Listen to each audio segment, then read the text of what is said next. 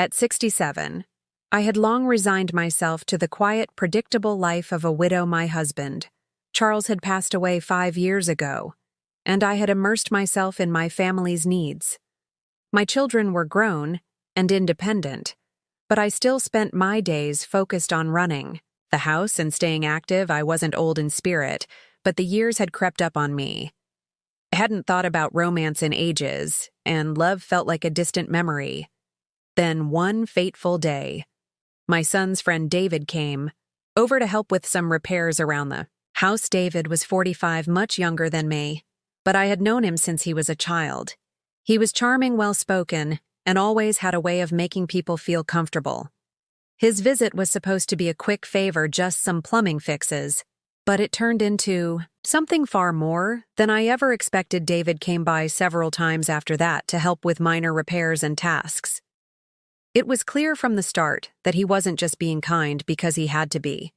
He genuinely enjoyed spending time with me.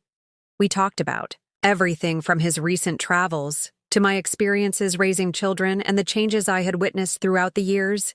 David was an open book, eager to share his life, and I found myself looking forward to his visits. I wasn't sure why, but I started to notice small things: the way he would look at me with interest when I spoke, the subtle compliments he'd give about how well I'd maintained my home or how nice I looked.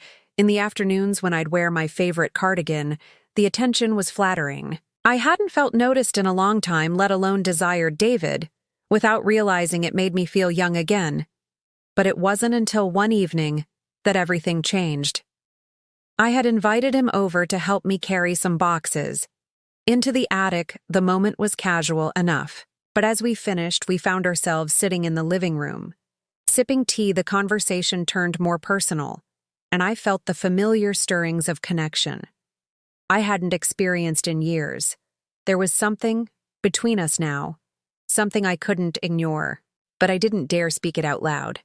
David broke the silence, his voice slightly hesitant, but filled with sincerity. "I've never met someone like you, Clara," he said. "You're not like most older women I know. You're vibrant, smart, and beautiful." His words took me by surprise. I smiled, but inside I was taken aback. I had spent so many years thinking of myself as a widow, as past my prime, that hearing such a thing from someone so much younger seemed impossible.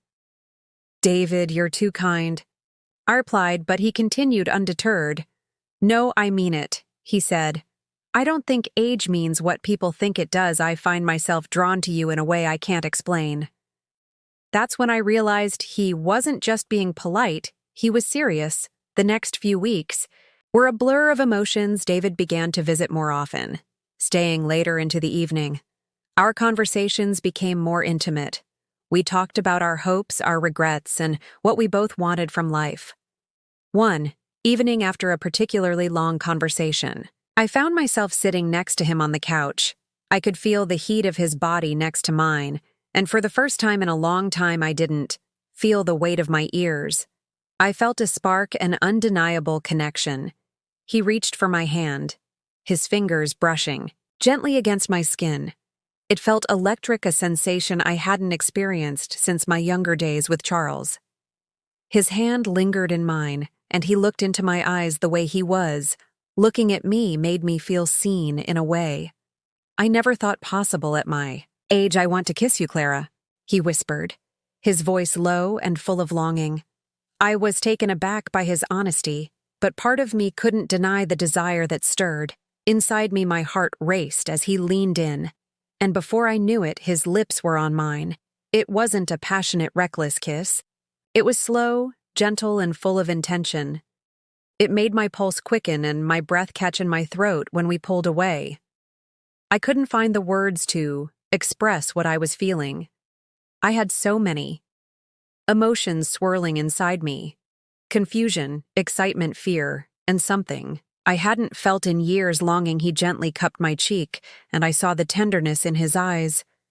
"I don't care about age, Clara. Care about who you are, and right now, all I want is you." That was the moment everything changed. We spent the rest of the night together, talking, laughing, and eventually sharing something far deeper than just a kiss. It wasn't just physical. attraction. It was a connection that went beyond age, beyond the years that had separated us as our relationship continued to grow. So did my confidence. I stopped worrying about the years between. And instead, I focused on the joy of being with someone who truly saw me. Not as an older woman, but as a woman with desires, with passions, with the ability to love and be loved again. David never made me feel like I was too old for him. If anything, he showed me that love and intimacy don't have an expiration date.